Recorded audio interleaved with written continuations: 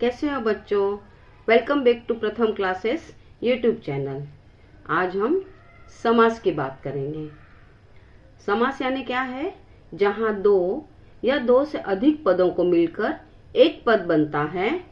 इस मिले हुए अर्थात संक्षिप्त रूप को समास कहते हैं। राजा का पुत्र राजपुत्र, माता और पिता, लंबा है उदर जिसका लंबोदर, रसोई के लिए घर रसोई घर। इस उदाहरण में, पहले उदाहरण में राजा क्या है? पूर्व पद, यानी क्या है? पहला शब्द प्लस का को क्या बोलते हैं? विग्रह पद। और पुत्र यानी उत्तर पद या दूसरा शब्द, उससे क्या शब्द बनता है? राजपुत्र। राजपुत्र को क्या बोला जाता है? समस्त पद। दूसरा माता पिता, तो हम लोग क्या लिखते हैं? माता और पिता। माता और पिता के बीच में कभी कभी हम और लगाते हैं, कभी योजक चिन्ह लगाते हैं। समास की पहचान इस बात से होती है कि शब्द में कौन सा पद प्रधान है। प्रधान यानी मुख्य है। प्रथम पद प्रधान रहा तो अव्ययी भाव समास, द्वितीय पद प्रधान रहा तो तत्पुरुष समास, दोनों पद प्रधान रहे तो द्वंद्व समास, और कोई पद प्रधान नहीं है तो बहुव्रीहि समास। समास के मुख्य चार भेद हैं: तत्पुरुष समास, अव्ययी भाव समास, द्वंद्व समास और बहुव्रीहि समास। तत्पुरुष समास के 5 भेद हैं।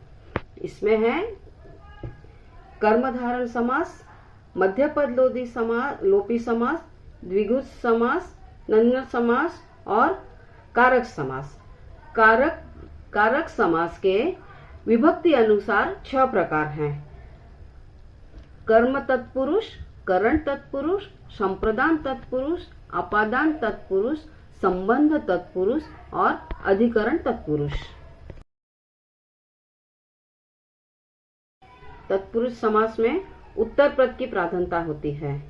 इस समास में उत्तर पद यानी दूसरा शब्द प्रधान होता है, और पूर्व पद और उसके बीच में क्या होता है? दोनों पदों के बीच में मौजूद विभक्ति चिन्ह ही पूरी तरह से गायब हो जाते हैं। जिस समास में उत्तर पद प्रधान होता है और पूर्व पद के विभक्ति चिन्ह को लोप किया जाता है, उसे कारक आधारित तत्पुरुष समास कहते हैं। विभक्ति के अनुसार इसके 6 प्रकार हैं। पहला है कर्म तत्पुरुष। इसमें क्या होता है? को का लोप होता है। स्वर्ग को प्राप्त, स्वर्ग प्राप्त। ग्रह को आगत, ग्रहागत। दूसरा है करण तत्पुरुष। इसमें से द्वारा का लोप होता है। ईश्वर द्वारा दत्त, ईश्वर दत्त। नीति से युक्त, नीति युक्त।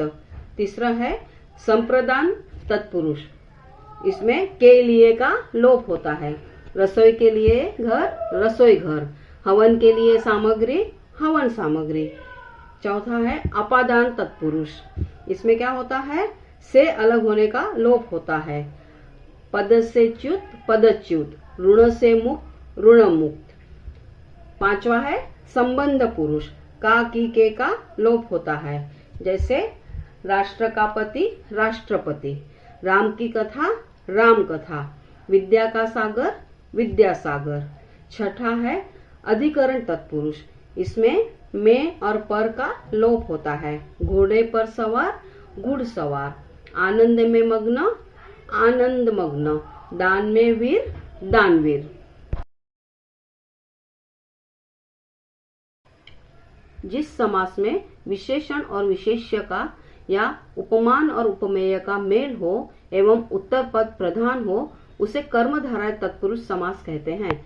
जैसे नीली है जो गाय, नील गाय। चंद्र के समान मुख, चंद्रमुख। चरण रूपी कमल, चरण कमल। और जिस समास में 2 शब्द के मध्य के पद या पदों का लोप हो, उसे मध्य पद लोपी तत्पुरुष कहते हैं।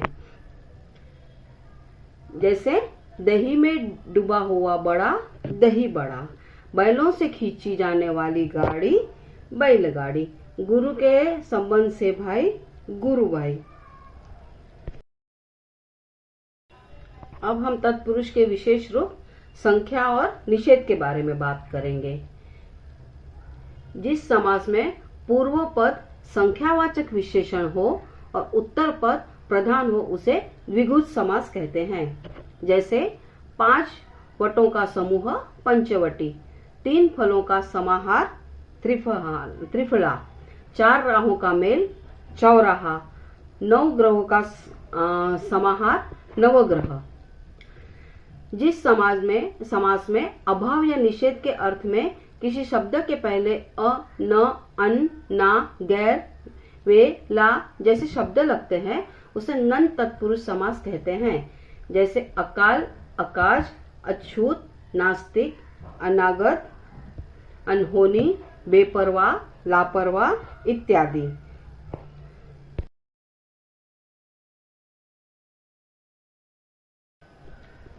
अव्ययी भाव समास।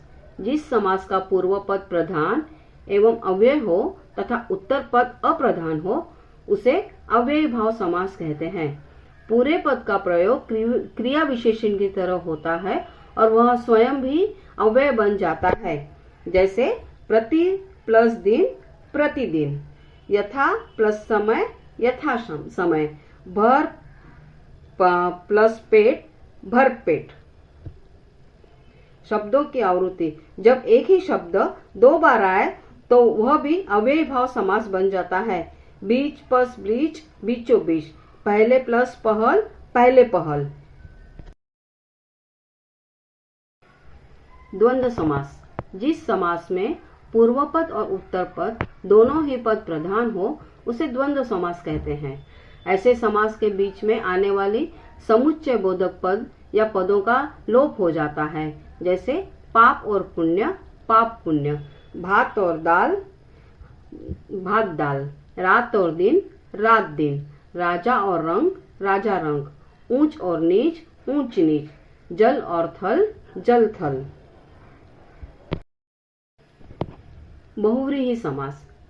जिस समास में पूर्व पद और उत्तर पद दोनों में से कोई भी प्रधान न हो और सभी पद मिलकर किसी अन्य अर्थ को व्यंजित करते हो उसे बहुव्रीहि समास कहते हैं। जैसे षडानन, षड है आनंद जिसके कार्तिकेय, लंबोदर, लंबा है उदर जिसका गणेश, दशानन, 10 आनन है जिसके रावण, नीलकंठ, नीला है कंठ जिसका शिव, वीणा पाणी, वीणा है पानी में जिसकी सरस्वती। अब हम समास और समास के प्रकार के बारे में संक्षिप्त में बात करेंगे। जैसे समास का नाम क्या है? अव्ययी भाव। उसका प्रधान पद क्या रहेगा? पहला पद। उसकी मुख्य पहचान क्या है? अव्यय या उपसर्ग का प्रयोग होता है। उदाहरण है यथा समय प्रतिदिन। दूसरा है तत्पुरुष समास। उसका प्रधान पद कौन सा होता है? दूसरा पद। ये कहाँ आता है? विभक्ति या बीच के शब्दों का इसमें क्या होता है? लोप होता है। राजा का पुत्र राजपुत्र, रसोई का घर रसोई घर। तीसरा है द्वंद्व समास। इसमें प्रधान पद कौन से रहते हैं? दोनों रहते हैं और का लोप होता है और योजक चिन्ह जैसा आ जाता है। जैसे रात और दिन रात दिन, पाप और पुण्य पाप पुण्य। चौथा है बहुव्रीहि समास। इसमें कोई भी प्रधान पद नहीं रहता है और दोनों पद मिलके तीसरा ही अर्थ तैयार होता है। मुख्य पहचान क्या होती है उसकी? कि हमेशा तीसरा पद तैयार होता है। उदाहरण क्या है? नीला है कंठ जिसका नीलकंठ यानी शिव। शब्द केवल अक्षर नहीं है, वे विचार की वास्तुकला है। इसी तरह के वीडियो देखने के लिए प्रथम क्लासेस यूट्यूब चैनल को सब्सक्राइब करें, लाइक करें और शेयर करना ना भूलें।